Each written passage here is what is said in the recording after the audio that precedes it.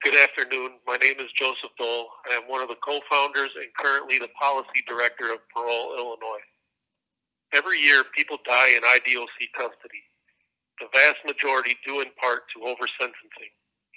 COVID-19 is highlighting this fact because it is attacking the elderly and infirm, many of whom have spent decades enduring harsh prison conditions, much of that time unnecessarily. They died lonely deaths for no other reason than incarceration politics and in a vain attempt to satiate the insatiable appetite some people have for revenge. For the past few decades, the state has grudgingly acknowledged that hundreds of innocent people are being wrongfully convicted and imprisoned. It is now time to acknowledge that there are also thousands of guilty people who are wrongfully imprisoned as well, due to the fact that their prison sentences are longer than necessary for public safety. The experts agree mass incarceration's main driver is excessive sentences for serious and violent crimes. Thus, we cannot address mass incarceration without reducing such sentences. The governor and others have recently voiced support for early releases of, quote, nonviolent offenders, and insinuate that this shows they still consider public safety as the main priority.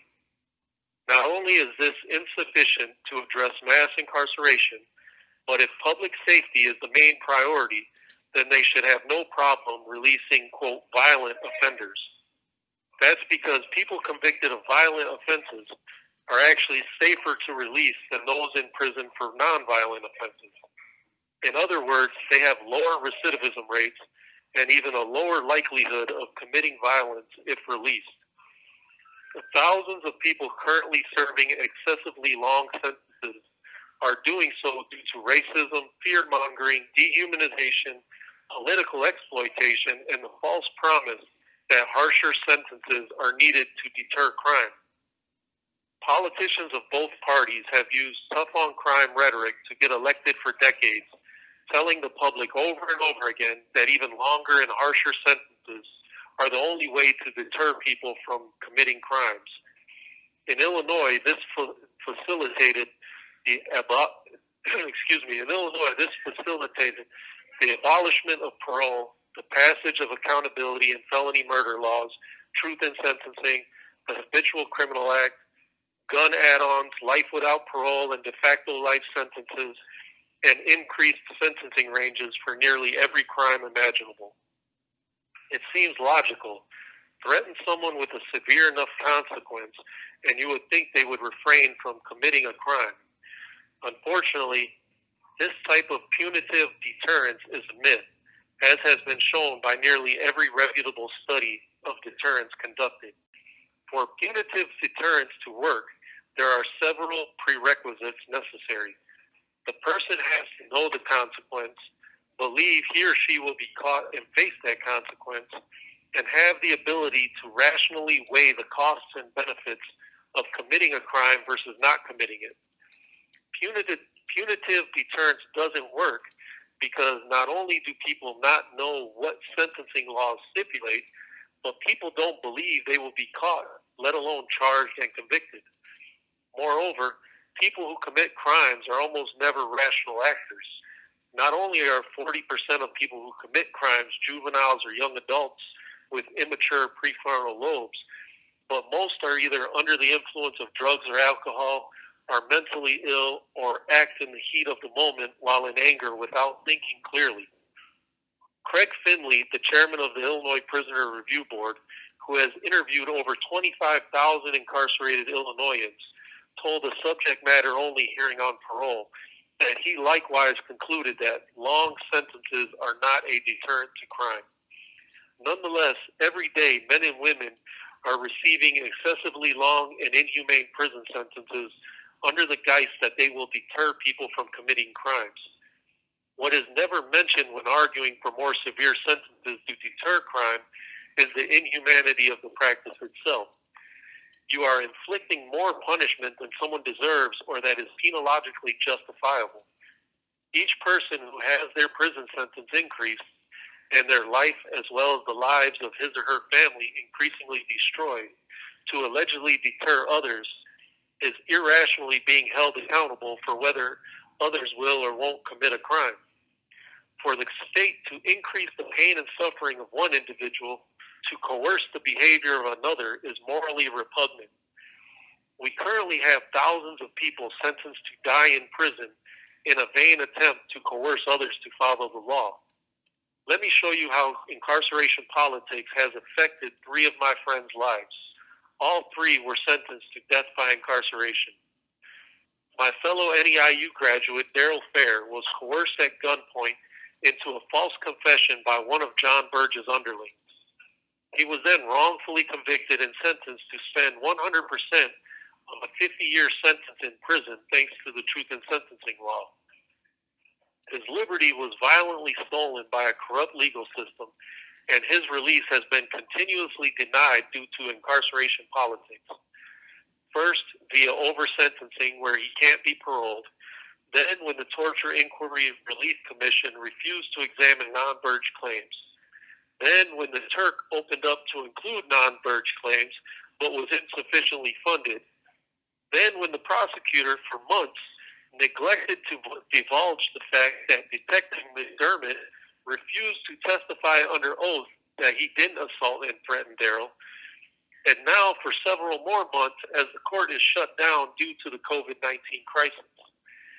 Daryl is a 52-year-old asthmatic with a college degree and enormous community support. His innocence should have set him free decades ago. Even if he were guilty, he should not be in prison today as he has served sufficient time by historical standards and poses no threat to society. Will society collectively shrug if he too contracts COVID-19 and dies like society has shrugged off the thousands of other deaths over the past few decades in the IDOC due to over-sentencing and incarceration politics? Would society care more if people learned that his wrongful conviction will cost taxpayers millions of dollars and his wrongful death would add to that tab? How many additional men and women could have already been safely at home with their families if politicians hadn't played incarceration politics with the young adult parole bill over the last few years? Political calculations alone kept it from being retroactive, inclusive, and extending to those who were under 25 when the crime occurred. I know at least 2 of my friends who might still be alive today if it had been retroactive, etc. James Scott and Joseph Wilson. James was 18 when he committed the crime he was incarcerated for. He was a kind old man who had spent decades in prison and simply wanted to get out and reunite with his family. Joseph was a writer, artist, and entrepreneur who had also served decades in prison and simply wanted to regain his freedom so that he could give back to his community. Both are now dead. While COVID-19 may have prevented them from taking another breath, it was incarceration politics that put the bag over their heads. They will be sorely missed. There are probably 1,000 other people convicted as juveniles or young adults that deserve a chance to go home by the same logic that passed HB 531 last year. Instead, they are all sitting in prison, unable to protect themselves from COVID-19, let alone return home to help their families in these dire times.